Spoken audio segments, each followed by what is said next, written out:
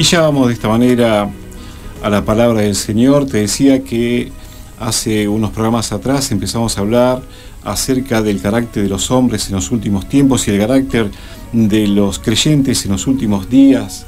Y el apóstol Pablo a su hijo espiritual, Timoteo, en una de sus cartas, en la segunda carta, justamente a Timoteo le dice que iban a haber tiempos peligrosos. Y dice el capítulo 3, verso 1, y él describe, y lo vamos a leer de vuelta porque es importante. Dice el apóstol Pablo: también debes saber esto, que en los postreros días vendrán tiempos peligrosos.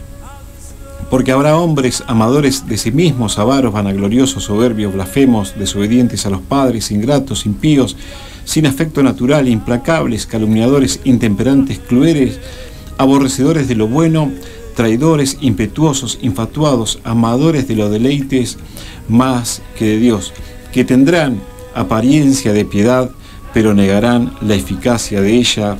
A estos evita. El apóstol Pablo de esta manera le decía: tiene que haber una luz de alerta, tiene que haber un sonido de alarma, porque en los últimos tiempos el carácter de la humanidad iba a ser de esta manera. Y el Señor Jesús, haciendo referencia a el fin de los tiempos de los días de Noé, donde se acababa una dispensación, donde se acababa esa dispensación prediluviana, el Señor Jesús nos da una característica de cómo era el hombre en aquellos tiempos. Dice la Biblia que en aquellos días antes del diluvio, el corazón del hombre era de continuo solamente el mal. Y el Señor Jesús en el libro de Mateo dice que del corazón del hombre salen los malos pensamientos, los homicidios, los hurtos, los asesinatos, los robos, etcétera, etcétera. Del corazón del hombre sale este tipo de características. Y el apóstol Pablo dice que en los últimos días el carácter del hombre iba a ser de esta manera. Pero también veíamos que en esos días ante el diluvio, Dios encontró un hombre que era aceptado, era acepto delante de los ojos de Dios, y ese hombre era Noé, quien por fe preparó un arca y salvó su vida, él y su familia. En esta noche quiero presentarte aquella puerta de salvación, aquella arca de salvación que se llama Jesucristo. Él dijo: yo soy la puerta, el que por mí entrare hallará vida, el que a mí viene no lo echo fuera. Dice la palabra del Señor que Jesús dijo: yo soy la puerta de las ovejas. Él es la puerta de salvación que está abierta por gracia y misericordia en esta noche, aquí y ahí donde estás. La gracia, el amor y la misericordia de Dios se ha extendido hacia tu vida, mi querido oyente. ¿Por qué gracia y misericordia?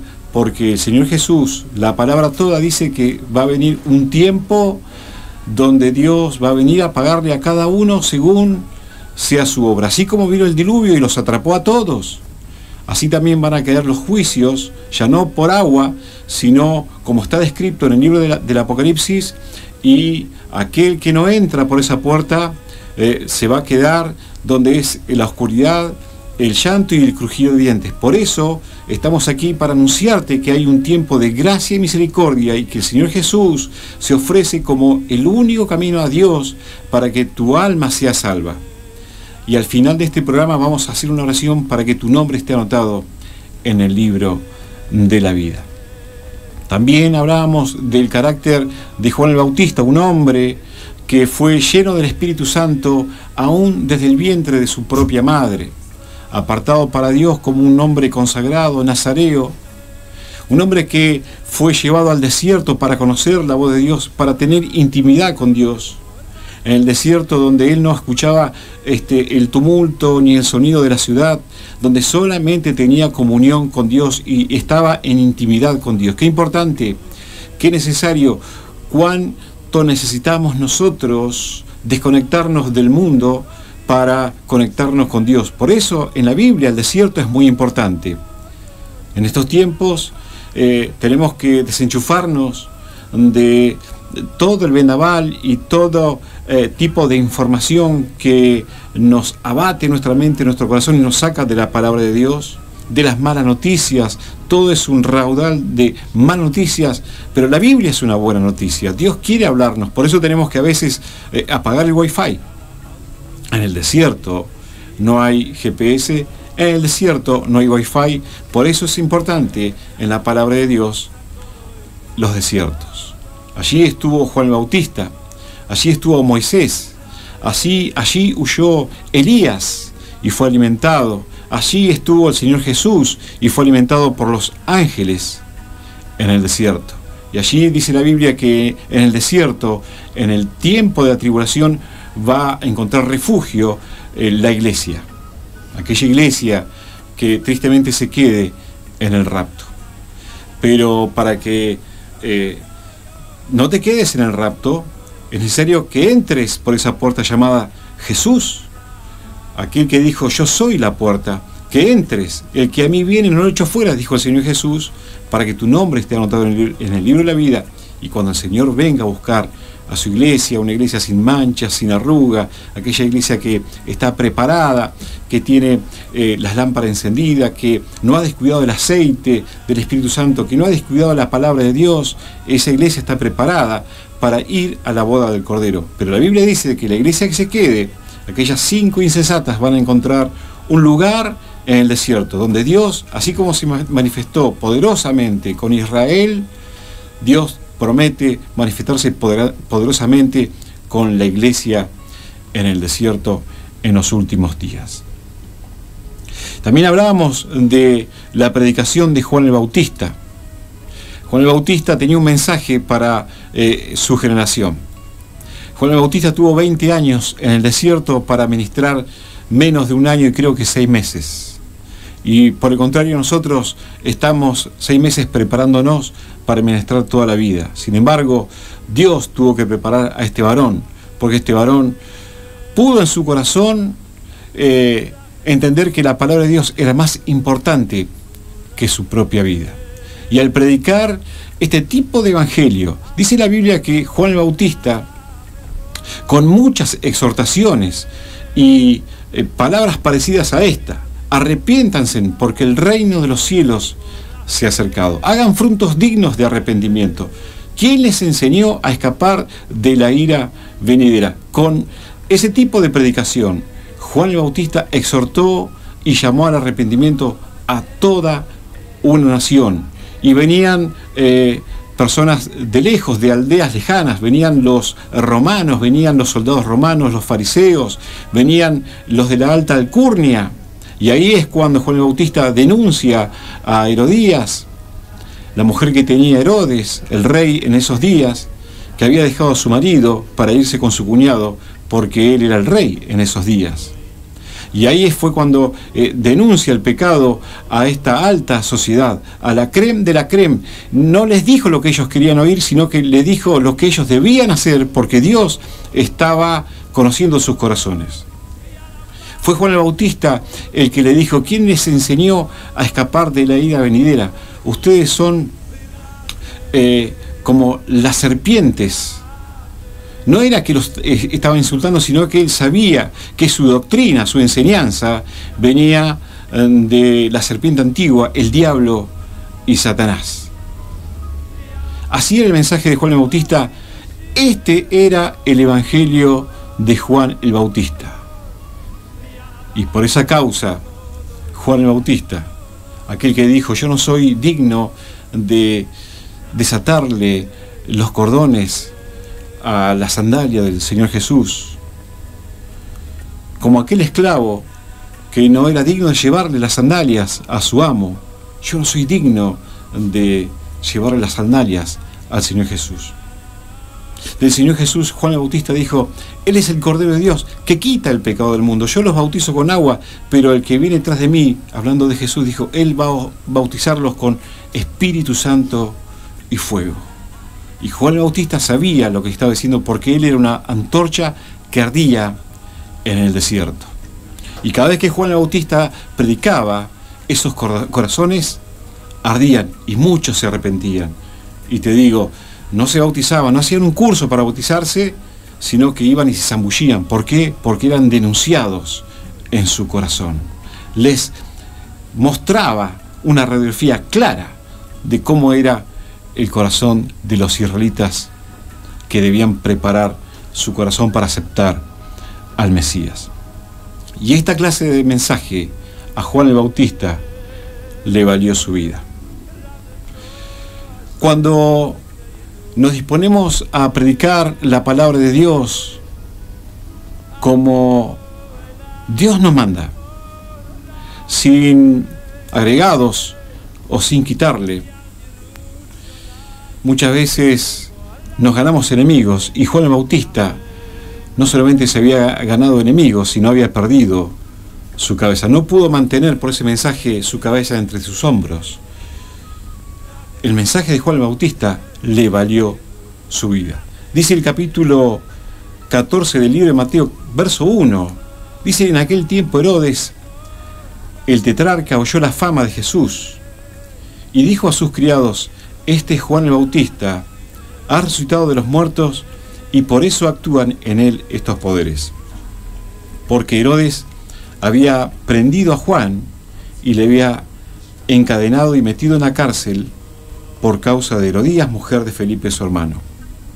Porque Juan le decía: no te es lícito tenerla. Y Herodes quería matarle, pero temía al pueblo, porque tenían a Juan por profeta. Pero cuando se celebraba el cumpleaños de Herodes, la hija de Herodías danzó en medio y agradó a Herodes, por lo cual éste le prometió con juramento darle todo lo que pidiese.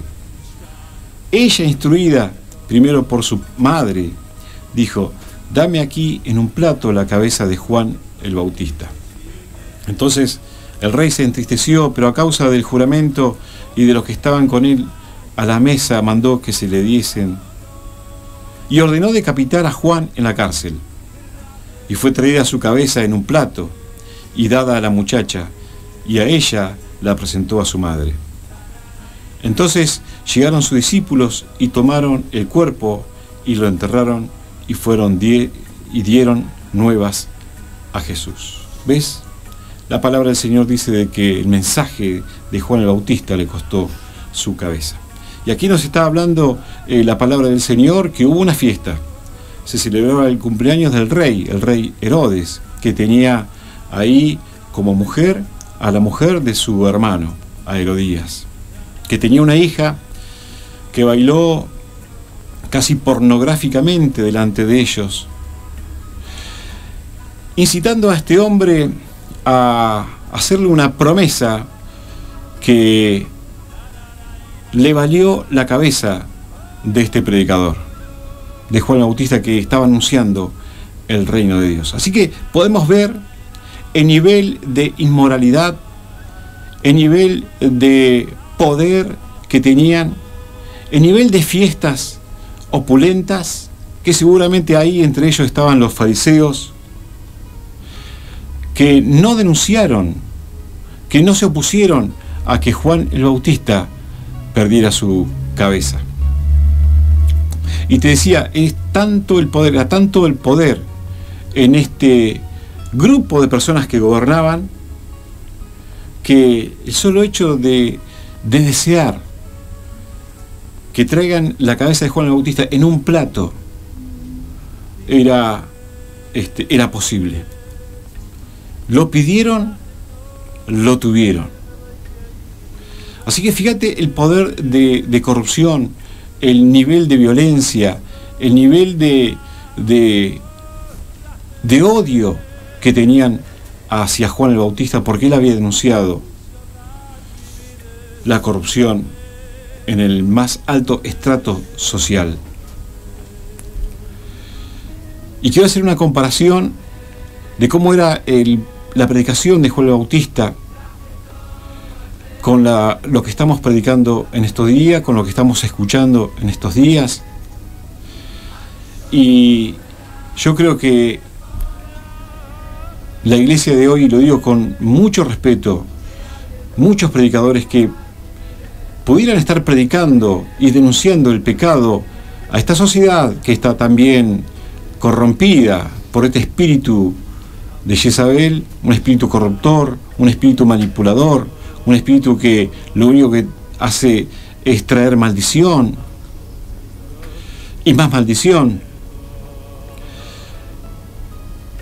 Y estos predicadores que pueden hacerlo, si no predican y no denuncian el pecado a los de la gente a pie, los de la gente común y corriente, mucho menos van a denunciar el pecado en el más alto estrato social, a los que tienen el poder, los que tienen el gobierno. Y pienso que quizás no quieren ser predicadores políticos incorrectamente. Si se denuncia el pecado en los de arriba y los de abajo, quizás suene moralino y timorato, quizás no tengan cabida. Entonces tienen miedo de denunciar el pecado. No denuncian el pecado a la gente común, mucho menos van a denunciar a aquellos que tienen el poder. Y pensaba en un hombre que fue usado por Dios, que era políticamente incorrecto en sus mensajes, Moisés y Aarón. Éxodo capítulo 5, verso 1 dice: después Moisés y Aarón entraron a la presencia nada más y nada menos que Faraón, a la presencia de Faraón. Y tenían un mensaje de parte de Jehová, no de parte de ellos. Y Moisés le dice a Faraón: Jehová, el Dios de Israel, dice así: deja ir a mi pueblo a celebrarme fiesta en el desierto. Y otra vez, el desierto. Pero antes, tenemos que ser políticamente incorrectos. La fe, el mensaje que tenía Juan el Bautista, el mensaje de Jesucristo, no eran para nada, eran políticamente correctos. Y otra vez te decía, aparece el desierto. Qué importante es el desierto en el pueblo de Israel. Fue allí donde Dios lo sacó con mano fuerte. Fue allí donde Dios se mostró como la roca herida, aquella roca que le daba agua de vida en el desierto. Fue en el desierto donde ellos experimentaron la sombra que les daba cobertura en el sol abrasador del mediodía. Fue Dios ahí en el desierto que fue una columna de fuego que le dio luz y calor de noche. En el desierto Elías fue ministrado por los ángeles. En el desierto Jesús fue ministrado, como te decía hace unos momentos. Qué importante es el desierto para la iglesia, para Israel y para nuestras vidas. El profeta Jeremías dice: bueno le es al hombre sentarse y quedarse solo y callado, porque es Dios quien se lo impuso. Muchas veces la prueba viene en la soledad. ¿Para qué? Para saber qué es lo que hay en nosotros. Quizás estés pasando por momentos de prueba, momentos de dificultad, y estés solo, sola, donde ni siquiera el pastor, y quizás estés como Mesac y Abednego y Sadrach, ahí en medio de la prueba, en medio de la prueba de fuego, y Daniel no está con vos, el pastor, el líder, el apóstol no está con vos, porque es Dios quien te lo impuso, y Dios te está probando. ¿Para qué? Para saber qué hay en tu corazón, si has de serle fiel o no. La semana pasada habíamos dicho que el espíritu de Jezabel que actuó en los días de Elías actuó en los días de Juan el Bautista, y que la promesa de Jezabel le hizo a Elías, la hija de Herodías, la cumplió en Juan el Bautista, cuando le pidió la cabeza en un plato. Mi querido oyente, mi querido hermano y hermana, en lo más profundo del infierno están pidiendo la cabeza de los predicadores que tengan un mensaje que moleste a la clase política y religiosa de estos tiempos. Cuando Herodes fue denunciado por Juan, los fariseos no protestaron. Cuando el mensaje es más importante que la vida misma, tal vez la cabeza tuya y de muchos que denuncian el pecado en la clase política y religiosa, quizás en algún momento, tarde o temprano, puede llegar a correr. Y quizás no te van a pedir la cabeza, pero se te van a cerrar las puertas y te vas a encontrar solo o sola.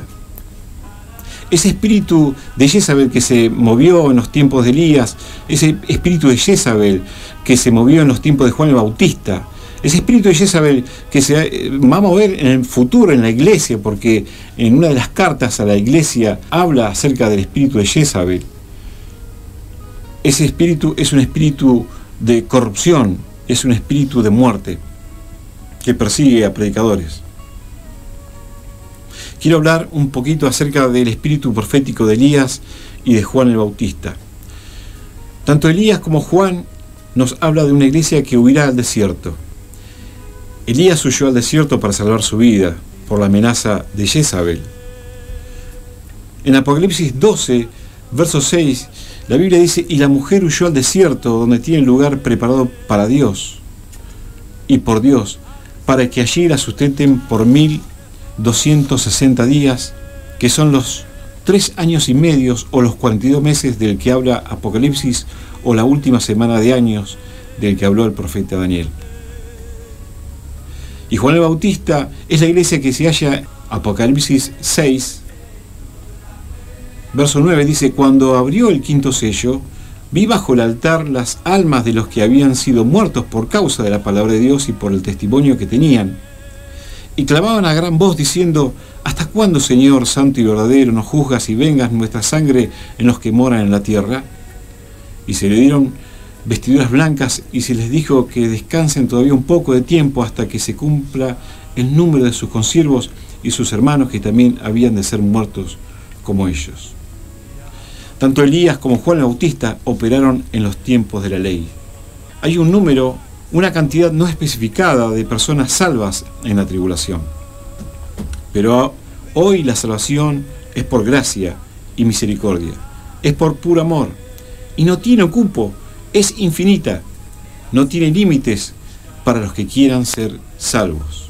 Por eso Jesús dijo: yo soy la puerta, el que a mí viene no lo echo fuera.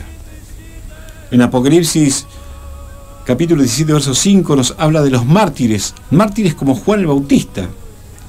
Dice la Biblia: y en sus frentes un nombre escrito, un misterio, Babilonia la grande, la madre de las rameras y de la abominación de la tierra. Vi a la mujer ebria de sangre de los santos y de la sangre de los mártires de Jesús, y cuando la vi quedé asombrada con gran asombro. Apocalipsis 20, verso 4 dice: y vi tronos y se sentaron sobre ellos los que recibieron facultad de juzgar, y vi las almas de los decapitados por causa del testimonio de Jesús y por la palabra de Dios, los que no habían adorado a la bestia ni a su imagen, y que no recibieron la marca en su frente ni en sus manos, y vivieron y reinaron con Cristo 1000 años. Está hablando de los decapitados como Juan el Bautista. El Señor Jesús dijo que Juan era el cierre de la ley. La ley es hasta Juan, pero cuando la iglesia que vive en la gracia, que es salva por gracia, se vaya, van a volver los tiempos de la ley, y los que quieran ser salvos van a ser muertos, como lo fue Juan el Bautista. Y la Biblia dice: los decapitados. ¿Por qué? Por el testimonio de la palabra del Señor. De alguna manera, Juan el Bautista profetiza cómo va a ser el querer ser salvo el día de mañana, cuando ya la gracia, la misericordia de la iglesia esté celebrando la boda del Cordero. Por eso insisto y te animo, te aliento y te insto y te insisto a que entregues tu corazón al Señor Jesús, para que no te quedes cuando venga la ira venidera del cual habló Juan el Bautista. Por eso le dijo: ¿quién les enseñó a escapar de la ira venidera? Por eso es importante que en esta noche le des tu corazón a Cristo, el único y suficiente Salvador de tu vida. Es importante que tu nombre esté anotado en el libro de la vida. Por eso quiero animarte en este momento. Quizás nunca hayas hecho una oración, nunca le has entregado tu corazón a Jesús. Este es el momento oportuno. No es casualidad que estás sintonizando esta radio, no es casualidad que estás escuchando esta palabra, sino que es propósito de Dios, un propósito eterno. Cerrá tus ojos y abrí tu corazón para que digas conmigo las palabras más importantes que has dicho en toda tu vida, que tienen el poder de pasarte a una muerte espiritual eterna, a una vida espiritual por los siglos de los siglos. Repetí conmigo allí donde estés. Padre Dios, gracias por tu palabra. Gracias por tu misericordia. Creo que Jesús es tu Hijo y murió en la cruz del Calvario y derramó su vida y su sangre por mí. Gracias porque enviaste a tu Hijo a morir por mí. Gracias porque a través de esa muerte yo tengo vida eterna. Sé que ahora está a tu diestra intercediendo por mí. Me arrepiento de todos mis pecados. Anota mi nombre en el libro de la vida y ayúdame, Señor, a caminar en tu palabra hasta el día que vengas. En el nombre de Jesús. Amén y amén.